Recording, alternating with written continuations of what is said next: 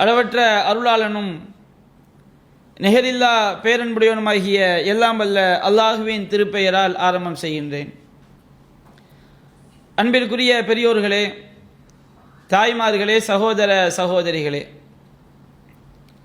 அல்லாஹு ரப்புல் ஆலமீன் திருமறை குர்ஆனிலே அவன் இந்த மனித குலத்திற்கு செய்த எண்ணற்ற பாக்கியங்களை, அருட்கொடைகளை பற்றி அல்லாஹ் சொல்லி காட்டுகின்றான். அல்லாஹ் ரப்புல் ஆலமீன் இந்த மனித சமுதாயத்திற்கு செய்த அருட்கொடைகளை நாம் கணக்கிட முயன்றால் ஒருபோதும் நாம் கணக்கிட்டு விட முடியாது. அப்படிப்பட்ட ரப்புல் ஆலமீன் இந்த மனித குலத்திற்கு தான் செய்த பாக்கியங்களிலேயே மிகச்சிறந்த ஒரு பாக்கியமாக ஒன்று அல்லாஹ் குறிப்பிடுகின்றான். சூரத்துர் ரஹ்மான் என்ற அத்தியாயத்திலே, அந்த அத்தியாயத்தின் பெயரே அர் ரஹ்மான் என்று வைக்கப்பட்டுள்ளது. அர் ரஹ்மான் என்றால் அளவற்ற அருளாளன் என்று பொருள். அல்லாஹ் ரப்புல் ஆலமீன் அந்த அத்தியாயத்தை துவங்கும் பொழுதே அர் ரஹ்மான், இறைவன் அளவற்ற அருளாளன் என்று அல்லாஹ் குறிப்பிட்டுவிட்டு அல்லமல் குர்ஆன், அவன் குர்ஆனை கற்றுக் கொடுத்தான் என்று அல்லாஹ் சொல்லி காட்டுகின்றான்.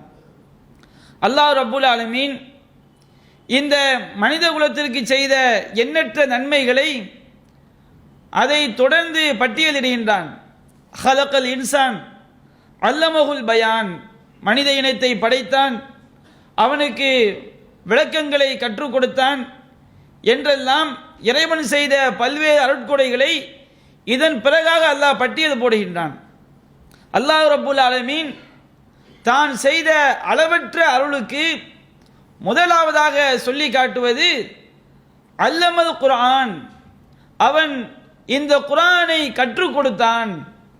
திருமறை குர்ஆனை கற்றுக் கொடுத்ததை அல்லாஹ் ரப்புல் ஆலமீன் தன்னுடைய அளவற்ற அருளுக்கு முதன்மையான ஒரு சான்றாக அல்லாஹ் சொல்லி காட்டுகின்றான். இந்த உலகத்திலும் மறுமையிலும் நமக்கு வெற்றியை பெற்றுத் தருவது இந்த திருமறை குர்ஆன் தான். இந்த திருமறை குர்ஆன் இறைவனால் இந்த மனித சமுதாயத்திற்கு வழங்கப்பட்ட ஒரு அற்புதம் என்பதற்கு எண்ணற்ற சான்றுகள் நிறைந்து காணப்பட்டாலும் அல்லாஹ் ரப்புல் ஆலமீன் நாம் அனைவரும் கண்ணால் பார்க்கக்கூடிய ஒரு சான்றாக இந்த திருமறை குர்ஆன் தொடர்பில் ஒன்றை ஆக்கியுள்ளான். அல்லாஹ் ரப்புல் ஆலமீன் சூரத்துல் அன்கபூத் என்ற அத்தியாயத்திலே 49வது வசனத்திலே அல்லாஹ் கூறுகின்றான், பல்ஹுவ ஆயாத்தும் பையினாத், இந்த திருமறை குர்ஆனுடைய வசனங்கள் இவை தெளிவான வசனங்களாகும். ஃபீ சுதூரில்லதீன ஊத்துல் இல்ம், இந்த திருமறை குர்ஆனுடைய வசனங்கள் ஞானம் வழங்கப்பட்டவர்களுடைய உள்ளங்களில் அது பாதுகாக்கப்பட்டிருக்கிறது என்று அல்லாஹ் ரப்புல் ஆலமீன் கூறுகின்றான். இந்த திருமறை குர்ஆன், அல்லாஹ் ரப்புல் ஆலமீன் இந்த திருமறை குர்ஆனை எப்படி பாதுகாக்கின்றான்? திருமறை குர்ஆனை பாதுகாக்கின்ற பொறுப்பை எடுத்துக்கொண்ட இறைவன் அதனை பாதுகாப்பதற்கு தேர்ந்தெடுத்த வழிமுறை இந்த திருமறை குர்ஆனுடைய வசனங்கள் ஞானம் வழங்கப்பட்ட கல்விமானுடைய உள்ளங்களில் பாதுகாக்கப்பட்டிருக்கிறது என்று அல்லாஹ் குறிப்பிட்டுவிட்டு, வமா யஜ்ஹது பி ஆயாத்தினா இல்லல் வாலிமூன், நம்முடைய இந்த அத்தாட்சிகளை அநியாயக்காரர்களை தவிர வேறு யாரும் மறுக்க மாட்டார்கள் என்று அல்லாஹ் குறிப்பிடுகின்றான். இந்த திருமறை குர்ஆனிற்கு பாதுகாப்பு அது எழுத்து வடிவில் எழுதப்பட்டதல்ல. இன்றைக்கு மனித சமுதாயம் எழுத்து வடிவிலே குர்ஆனை பாதுகாத்தாலும் அல்லாஹ் ரப்புல் ஆலமீன் அதனை எப்படி பாதுகாக்கின்றான்? நபிகள் நாயகம் வாழும் பொழுதே பல்லாயிரக்கணக்கான நபி தோழர்களின் உள்ளங்களில் அல்லாஹ் எப்படி ஓசை வடிவிலே இந்த குர்ஆனை அருளினானோ அதுபோன்று அல்லாஹ் ரப்புல் ஆலமீன் நபி தோழர்களை உள்ளங்களில் பாதுகாத்தான். நபிகள் நாயகம் ஸல்லல்லாஹு அலைஹி வஸல்லம் அவர்கள் காலத்திற்கு பிறகு நபி தோழர்கள் மூலமாக லட்சக்கணக்கில் கோடிக்கணக்கில் இன்றைக்கு உலகத்திலே பல்லாயிரம் கோடிக்கணக்கான மக்களுடைய உள்ளங்களிலே இந்த திருமறை குர்ஆனுடைய வசனங்கள் பாதுகாக்கப்பட்டிருக்கிறது. ஒட்டுமொத்த உலகத்தில் உள்ள அனைத்து ஏட்டில் உள்ள குர்ஆன் அழிக்கப்பட்டாலும், குர்ஆன் எழுதப்பட்ட ஏடுகள் அழிக்கப்பட்டாலும், மறு வினாடியே மறு நிமிடத்திலேயே இந்த திருமறை குர்ஆனை ஏட்டில் கொண்டு வந்து விட முடியும். அந்த அளவிற்கு யாரும் மறுக்க முடியாத ஒரு சான்றாக, ஒரு அற்புதமாக இந்த திருமறை குர்ஆன் உள்ளத்தில் பாதுகாக்கப்பட்டிருப்பதை அல்லாஹ் குறிப்பிடுகின்றான். நபிகள் நாயகம் ஸல்லல்லாஹு அலைஹி வஸல்லம் அவர்களுக்கு இந்த குர்ஆனை அல்லாஹ் எப்படி இறக்கி வைத்தான்? அல்லாஹ் கூறுகின்றான் சூரத்துல் பக்ராவிலே 97வது வசனத்தில் அல்லாஹ் கூறும் பொழுது, ஃபஇன்னஹு நஸ்ஸலஹு அலா கல்பிக பிஇذنில்லாஹ். ஜிப்ரீல் அலைஹிஸ்ஸலாம் அவர்கள், முகமதே உம்முடைய உள்ளத்தில் அல்லாஹ்வுடைய கட்டளையை கொண்டு இந்த குர்ஆனை இறக்கி வைக்கின்றார். திருமறை குர்ஆன் நபிகள் நாயகம் ஸல்லல்லாஹு அலைஹி வஸல்லம் உடைய உள்ளத்தில் இறக்கி வைக்கப்பட்டதாக அல்லாஹ் குறிப்பிடுகின்றான். அதுபோன்று சூரத்து ஷூரா என்ற அத்தியாயத்திலே 193வது வசனத்தில் அல்லாஹ் கூறுகின்றான், நஸல பிஹி ரூஹுல் அமீன் அலா கல்பிக். நபியே, நம்பிக்கைக்குரிய ரூஹ் ஜிப்ரீல் என்ற அந்த பரிசுத்தமான ரூஹானவர் உம்முடைய உள்ளத்திலே இந்த குர்ஆனை இறக்கி வைத்தார் என்று அல்லாஹ் ரப்பல் ஆலமீன் இந்த திருமறை குர்ஆன் நபிகள் நாயகத்துடைய உள்ளத்தில் இறக்கப்பட்டது. இந்த திருமறை குர்ஆன் கல்விமான்களுடைய உள்ளத்தில் பாதுகாக்கப்பட்டிருக்கிறது என்று திருமறை குர்ஆனில் பல்வேறு வசனங்களில் சொல்லி காட்டுகின்றான். இந்த திருமறை குர்ஆன் ஏட்டு வடிவில் தொகுக்கப்படுவதற்கு காரணமே இந்த குர்ஆனை உள்ளத்தில் தாங்கி இருந்த அந்த ஹாஃபில்கள் கொல்லப்பட்டதுதான் ஒரு அடிப்படை காரணமாக அமைந்தது. சஹீஹுல் புகாரியிலே 4989வது செய்தியாக பதிவு செய்யப்பட்டிருக்கிறது. அபூபக்கர் சித்திக் அவருடைய ஆட்சி காலத்திலே யமாமா என்ற யுத்தத்திலே குர்ஆனை முழுவதுமாக மனப்பாடம் செய்திருந்த ஏராளமான குர்ராக்கள் கொல்லப்படுகின்றார்கள். அதிகமான சஹாபாக்கள் கொல்லப்படுகின்றார்கள். நபிகள் நாயகம் அவர்களுடைய காலத்திலே குர்ஆன் ஏட்டில் எழுதி பாதுகாக்கப்பட்டிருந்தாலும் எல்லா நபி தோழர்களும் ஏட்டில் எழுதி வைத்திருக்கவில்லை. அனைவரும் ஓசை வடிவத்தில் தான் மனப்பாடம் செய்திருந்தார்கள். அல்லாஹ்வும் அதைத்தான் மிகப்பெரிய அற்புதமாக ஆக்கியிருந்தான். யமாமா யுத்தத்திலே அதிகமான ஹாஃபில்கள் கொல்லப்படும் பொழுது உமர் அவர்களுக்கு ஒரு கவலை ஏற்படுகிறது. இந்த ஹாஃபில்கள் எல்லாம் கொல்லப்பட்டு விட்டால் குர்ஆன் அழிந்து விடுமே என்று அவர்கள் கவலைப்படுகிறார்கள். அப்படியே கொல்லப்பட்டாலும் குர்ஆன் அழிந்து விடாது. அல்லாஹ் ரப்பல் ஆலமீன் இதை உள்ளங்களில் பாதுகாப்பதற்கு பொறுப்பேற்றுக் கொண்டான். என்றாலும் உமர் ரலியல்லாஹு அன்ஹு அவர்கள் கவலைப்பட்டு அபூபக்கர் சித்திக் அவரிடம் முறையிடுகின்றார்கள். அப்பொழுதுதான் ஸைத் இப்னு சாபித் அவர்களை அழைத்து, அதிகமான ஹாஃபில்கள் குர்ராக்கள் கொல்லப்படக்கூடிய நிலையில் இருக்கிறார்கள், யுத்தங்கள் அதிகமாக நடைபெறுகிறது, எனவே நாம் குர்ஆனை ஏட்டில் பாதுகாக்க வேண்டும், தொகுக்க வேண்டும் என்ற ஒரு நிலைப்பாட்டை எடுத்து ஏட்டில் தொகுக்கின்றார்கள். ஆனால் இந்த குர்ஆன் நபிகள் நாயகம் காலத்திலும் அபூபக்கர் சித்திக் அவருடைய ஆட்சி காலத்திலும் அதிகமான ஹாஃபில்கள் மூலமாகத்தான் இது பாதுகாக்கப்பட்டது. அதற்கு அடுத்தடுத்த காலத்திலும் இன்று வரையிலும் இந்த திருமறை குர்ஆன் உள்ளங்களில் பாதுகாக்கப்பட்டு தான் ஒவ்வொரு தலைமுறையினருக்கும் வந்து கொண்டிருக்கிறது.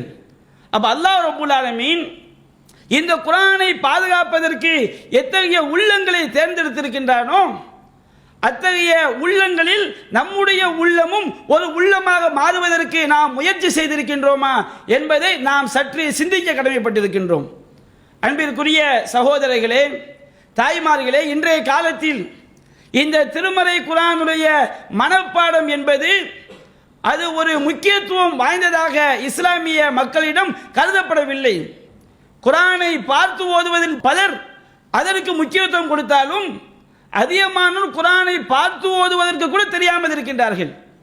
பார்த்து ஓதுவதற்கே தெரியாத நம்முடைய இஸ்லாமிய மக்கள் இந்த திருமறை குர்ஆனை மனப்பாடம் செய்வதற்கு நாம் எந்த அளவிற்கு முக்கியத்துவம் கொடுப்போம் என்பதை இதிலிருந்து நாம் விளங்கிக் கொள்ள முடிகிறது.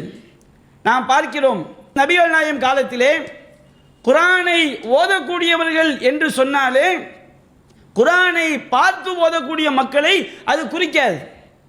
திருமறை குர்ஆனை உள்ளத்தில் மனப்பாடம் செய்த மக்களைத்தான் அது குறிக்கும். நபிகள் நாயகம் ஸல்லல்லாஹு அலைஹி வஸல்லம் அவர்கள் வாழக்கூடிய காலத்திலே குர்ஆனை ஓதக்கூடியவர்களுக்கு சொல்லப்பட்ட நன்மைகள் இன்று பார்த்து ஓதக்கூடியவர்களுக்கு கிடைக்கும் என்று சொன்னாலும் நபிகள் நாயகம் ஸல்லல்லாஹு அலைஹி வஸல்லம் அவருடைய ஹதீஸ்களில் ஏராளமான பொன்மொழிகளில் குர்ஆனை ஓதக்கூடியவர்கள் என்ற அந்த வார்த்தை அது மனப்பாடம் செய்து ஓதக்கூடியவர்களுக்கு தான் அது பயன்படுத்தப்பட்டிருக்கிறது.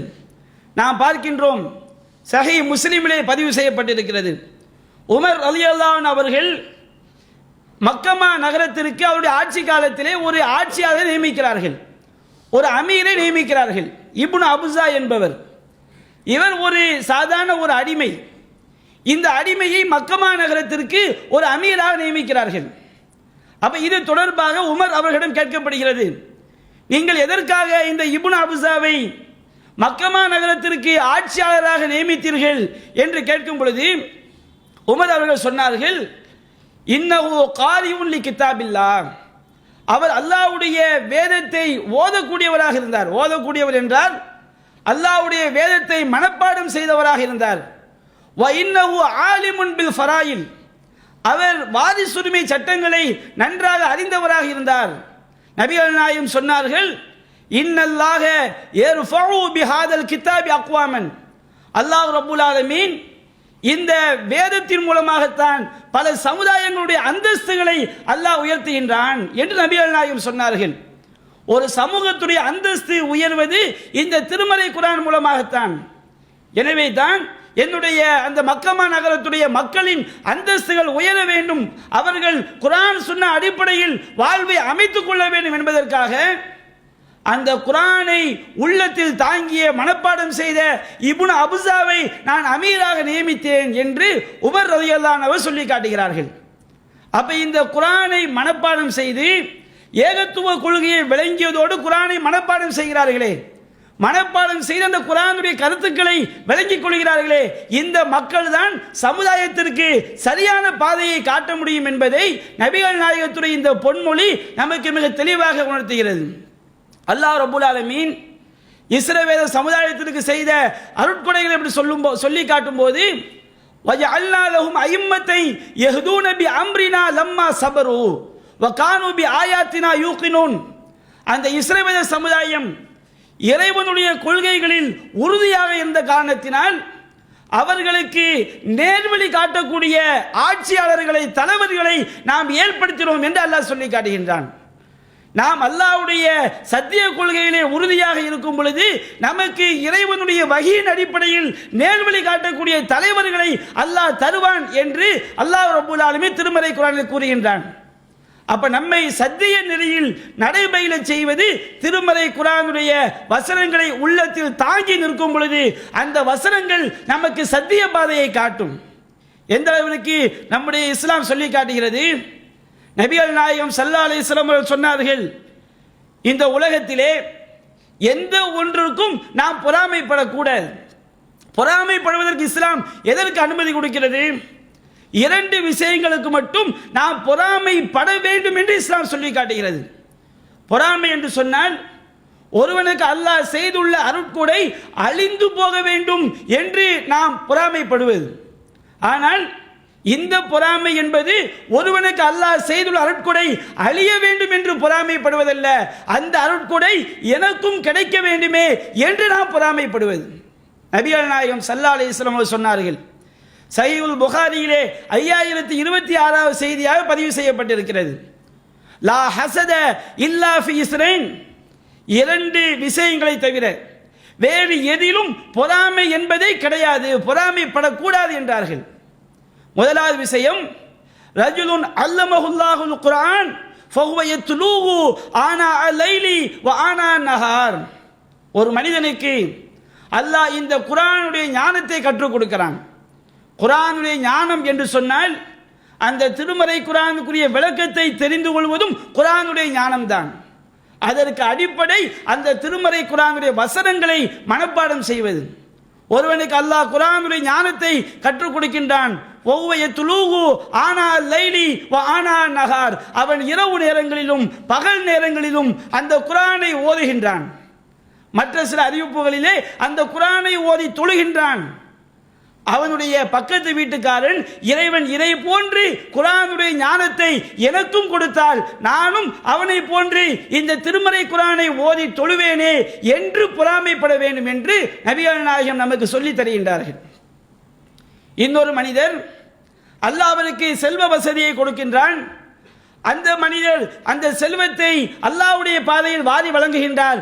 இது போன்று இறைவன் எனக்கும் செல்வ வசதியை தந்தால் நானும் இறைவனுக்காக வாரி வழங்குவேனே என்று பொறாமைப்பட வேண்டும் என நபிகள் நாயகம் சொல்லி காட்டுகிறார்கள்.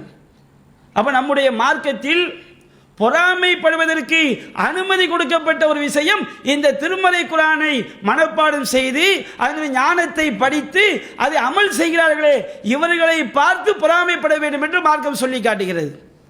அதுபோன்று நம்முடைய மார்க்கம் பல்வேறு இடங்களில் இந்த குர்ஆனை மனப்பாடம் செய்தவர்களைத்தான் முன்னிலைப்படுத்துகிறது.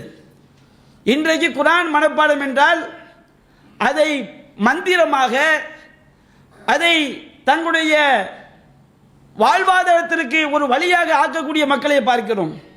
இன்றைக்கு குர்ஆன் மனப்பாடம் ஒரு கெட்ட ஒரு பார்வையாக பார்க்கப்பட்டதே இந்த குர்ஆனை ஹத்தம் ஃபாத்தியாக்கள் என்ற பெயரிலே கரிசால்னாவிற்காக ஓதக்கூடிய அந்த ஹாஃபிகளின் காரணமாகத்தான் இன்றைக்கு குர்ஆன் மனப்பாடம் என்பது அது மக்கள் மத்தியிலே ஒரு முக்கியத்துவம் இல்லாமல் ஆகிவிட்டது. ஆனால் மார்க்கத்திலே மிக உயர்ந்த நிலையில் வைத்து மதிக்கப்பட வேண்டியவர்கள் குர்ஆனை மனப்பாடம் செய்து அதனுடைய கருத்துக்களை அறிந்தவர்கள், குர்ஆன் சொன்ன அடிப்படையிலே மக்களுக்கு வழிகாட்டப்படக்கூடியவர்கள்.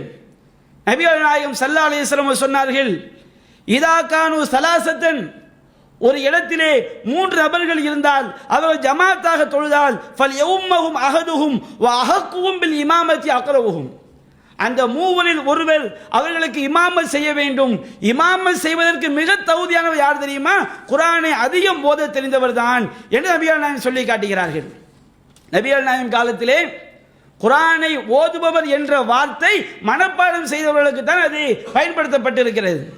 இன்றைக்கு பார்த்து ஓதக்கூடியவர்களையும் அது குறிக்கும். ஆனால் நபிகள் நாயகம் காலத்திலே அதை மனப்பாடமாக ஓதக்கூடிய மக்களுக்கு தான் இந்த வார்த்தையை நபிகள் நாயகம் சொல்லி காட்டுகிறார்கள். மற்றொரு செய்தியிலே பார்க்கிறோம், யௌமுல் கௌம அக்ரவுஹும் லி கிதாபில்லாஹ், ஒரு சமுதாயத்திற்கு அவர்கள் அந்த சமுதாயத்திலேயே அல்லாஹ்வுடைய வேதத்தை அதிகம் ஓத தெரிந்தவர்களாக இருக்கிறார்களோ, அதிகம் மனப்பாடம் செய்திருக்கிறார்களோ அவர்கள் தான் இமாமத் செய்ய வேண்டும் என்று நபிகள் நாயகம் ஸல்லல்லாஹு அலைஹி வஸல்லம் அவர்கள் இந்த குர்ஆன் மனனத்துடைய முக்கியத்துவத்தை சொல்லி காட்டுகிறார்கள்.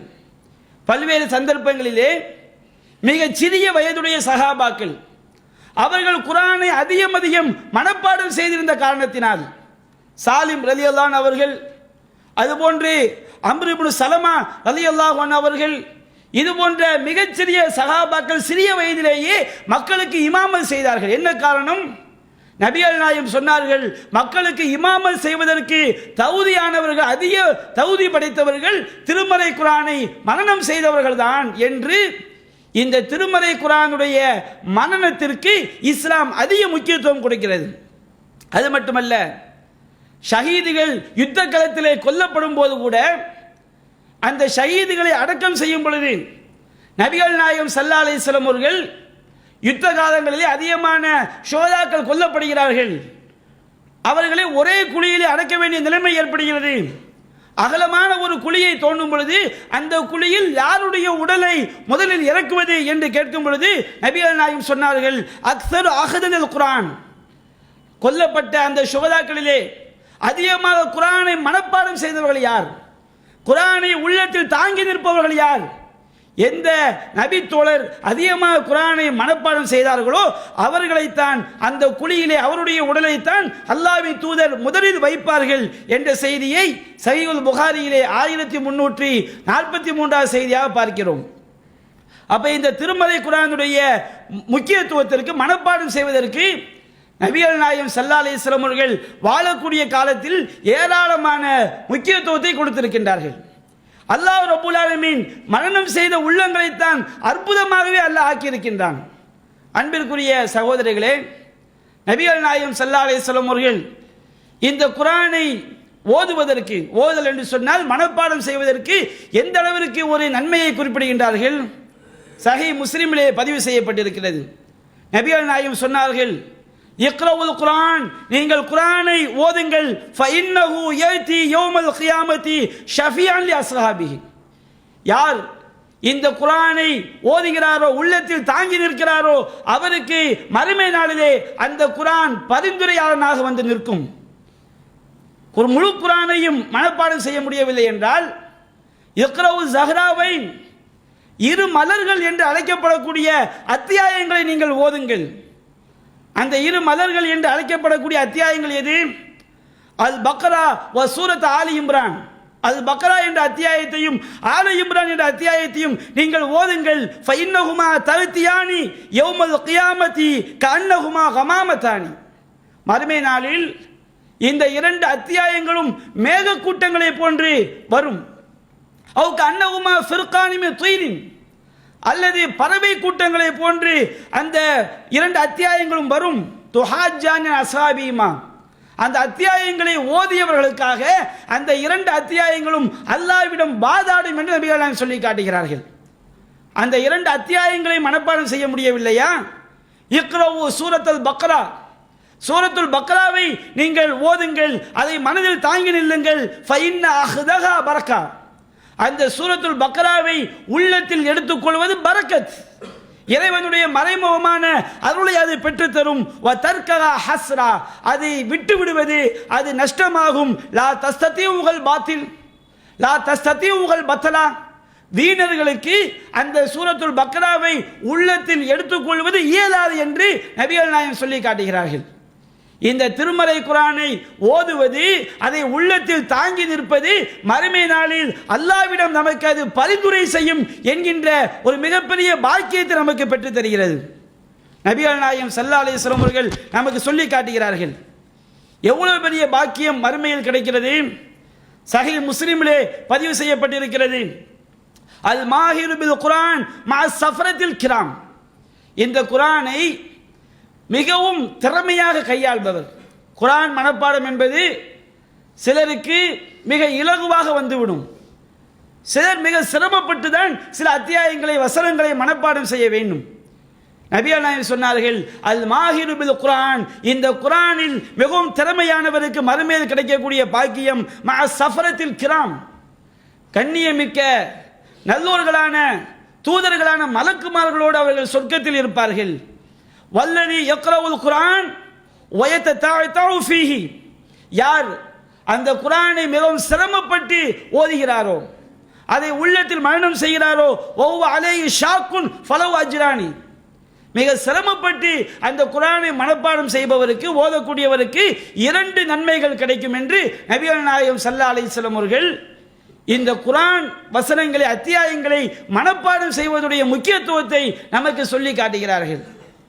மார்க்கம் கூறிய நபிகள் நாயகம் ஸல்லல்லாஹு அலைஹி வஸல்லம் சொன்னார்கள், ஒன்னா சஹாபாக்களிடம் கேட்கிறார்கள், என்னுடைய தோழர்களே, உங்களில் ஒருவர் காலை நேரத்திலே புத்துகான் என்கின்ற ஒரு சந்தை, அந்த புத்துகான் என்கின்ற சந்தைக்கு சென்று இரண்டு திமிழ் பருத்த ஒட்டகங்களோடு திரும்பி வருவது, யாருக்கும் மோசடி செய்யாமல், யாருடைய உறவுகளையும் முறித்து விடாமல் திமிழ் பருத்த இரண்டு ஒட்டகங்களை கொண்டு வருவது சந்தோஷம் அளிக்குமான்னு கேட்குறாங்க. அப்போ சஹாபாக்கெல்லாம் சொல்லாங்க, யா ரசூலல்லாஹ் நுஹிப்பு தாலிக்க, நாங்கள் அனைவரும் அதை விரும்புகிறோம் என்றார்கள். நபிகள் நாயகம் சொன்னார்கள், அஃபலா யகுது அஹதுக்கும் இலல் மஸ்ஜித், உங்களில் ஒருவர் காலை நேரத்திலே அல்லாஹ்வுடைய ஆலயத்திற்கு சென்று ஃபயஅலமு அவ் யக்ரவு ஆயத்தைனி மின் கிதாபில்லாஹ், அல்லாஹ்வுடைய வேதத்திலிருந்து இரண்டு வசனங்களை அவர் ஓதுவது.